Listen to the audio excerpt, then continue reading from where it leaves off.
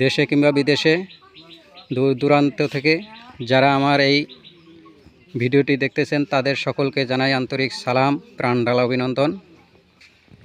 আমি এই মুহূর্তে চরবলমারি পাকার মাথা কবরস্থানের সামনে থেকে আপনাদেরকে দেখানোর চেষ্টা করতেছি। ইতিপূর্বে এই রাস্তাটির কয়েকটি ভিডিও আপনাদেরকে দেখানো হয়েছিল। রাস্তাটি ছিল যোগাযোগের জন্য একেবারেই চলাচলের জন্য অযোগ্য একটি জায়গা, যেখানে সাধারণ মানুষের হেঁটে চলাটাই ছিল দুষ্কর, গাড়ি নেওয়াটা ছিল আরও কষ্টকর। এই ধারাবাহিকতা আমাদের এমপি কুড়িগ্রাম 4 আসনের এমপি জনাব মুস্তাফিজুর রহমান মোস্তাকের কাছে আমাদের আবেদনের প্রেক্ষিতে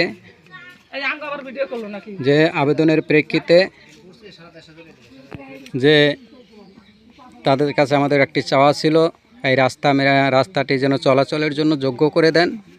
সেই আলোকে জনাব এমপি মহোদয় আমাদেরকে এই রাস্তার প্রাথমিক কাজ শুরু করে দিয়েছেন। তিনি আশ্বাস দিয়েছেন আমাদেরকে ধাপে ধাপে এই কাজটি করে দেবেন।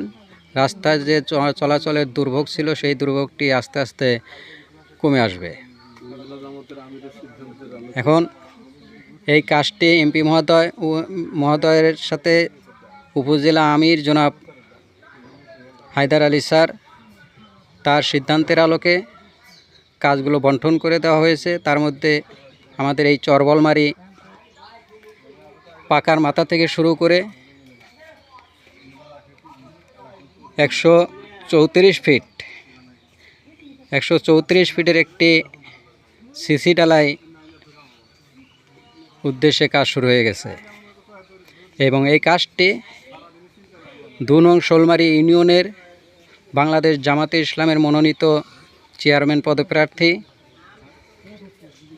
জনাব মাওলানা শামসুল আলমের নেতৃত্বে, সভাপতিত্বে কাজটি এগিয়ে যাচ্ছে।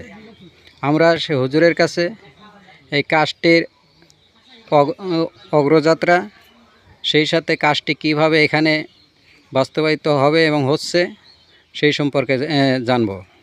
আমি হুজুরকে অনুরোধ করব একটু এই সম্পর্কে বলার জন্য। আসসালামু আলাইকুম।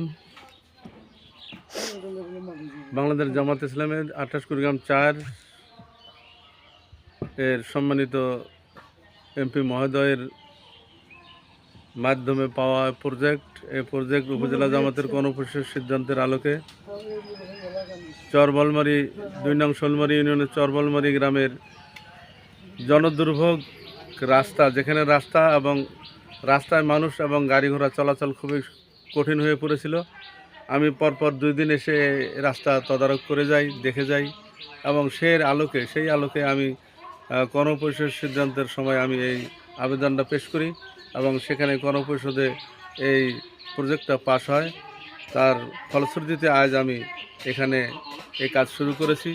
এই কাজ যাতে জনদুর্ভোগ এখান থেকে মানুষ মুক্তি পায় এবং এলাকায় সুন্দর এবং সুষ্ঠুভাবে মানুষ এবং গাড়ি ঘোড়া যাতে সুন্দরভাবে চলতে পারে এবং পরবর্তী পর্যায়ে এই সিসি ঢালাইয়ের পর যে রাস্তাটুকু আছে, বাকি রাস্তাটুকু যাতে পরবর্তী সময়ে পাকাকরণের কাজ যাতে দ্রুত করা যায়, তাহলে অত্র এলাকার গাড়ি ঘোড়া মানুষ সবাই সুন্দরভাবে এবং সুষ্ঠুভাবে যাতে চলাচল করতে পারে, সেই লক্ষ্যকে সামনে রেখে আমরা এটা সর্বপ্রথম এই কাজটা শুরু করেছি। বাকি কাজ ইনশাল্লাহ আমরা এমপি মহোদয়ের কাছে পেশ করেছি। ইনশাল্লাহ আমরা পর্যায়ক্রমে বাকি কাজও করব ইনশাল্লাহ। এখন জানতে চাচ্ছিলাম যে এই রাস্তাটুকু আসলে কতটুকু সিসি ঢালাইয়ের আওতায় আসতেছে? সিসি ঢালাইয়ের আলোকে যে রাস্তাটুকু আমি বরাদ্দ পেয়েছি উপজেলা পিআই অফিস থেকে, সেটি হচ্ছে 110 ফিট। স্থানীয় জনগণের আবদারের ভিত্তিতে আমি আরও 24 ফিট বাড়িয়ে দিয়ে 134 ফিট রাস্তা করার জন্য কাজ শুরু করে দিয়েছি ইনশাআল্লাহ। বাকিটুকু আল্লাহর ইচ্ছা। জি দর্শক, আমরা শুনলাম আমাদের সম্মানিত চেয়ারম্যান পদপ্রার্থী শামসুল আলম হুজুরের কাছ থেকে এখানে আমাদের সামনে আরও আছেন যে এই প্রজেক্ট বাস্তবায়নের প্রধান মিস্ত্রি, এবং তিনি এই কাজটি কিভাবে করতে চাচ্ছেন এবং কিভাবে করলে আমাদের এই কাজগুলো জনগণের জন্য এবং স্থায়িত্বে এই রাস্তাটির স্থায়িত্ব বাড়বে, আমরা সেই প্রধান মিস্ত্রি এই মহোদয়ের কাছ থেকে একটু শুনবো। কাজ হলো সিসি ঢালাই 5 ইঞ্চি আছে, আর সোলিং আছে 8 ইঞ্চি, ঢালাই 5 ইঞ্চি, আপনার হলো গাঁথনি আছে 4 ফিট, ধরেন 4 ইঞ্চ,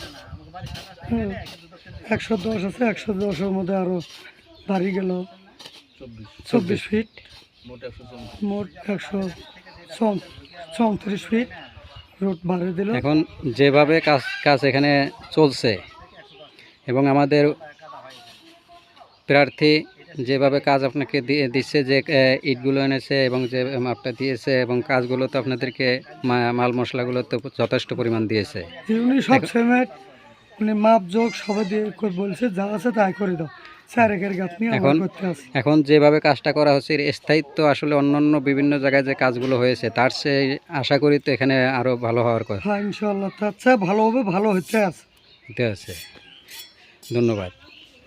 দর্শক, আমরা প্রধান মিস্ত্রির কাছ থেকে তার বক্তব্য শুনেছি, আপনাদেরকে শোনানোর চেষ্টা করেছি, এবং সেই সাথে আরও জানাতে চাই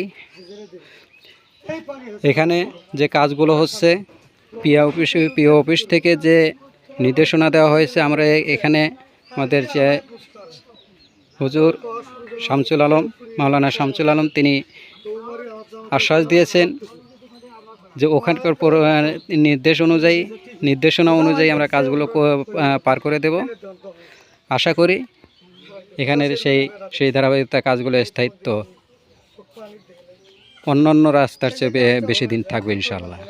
দর্শক, আমরা আবারও আসব, সাথে থাকার জন্য ধন্যবাদ।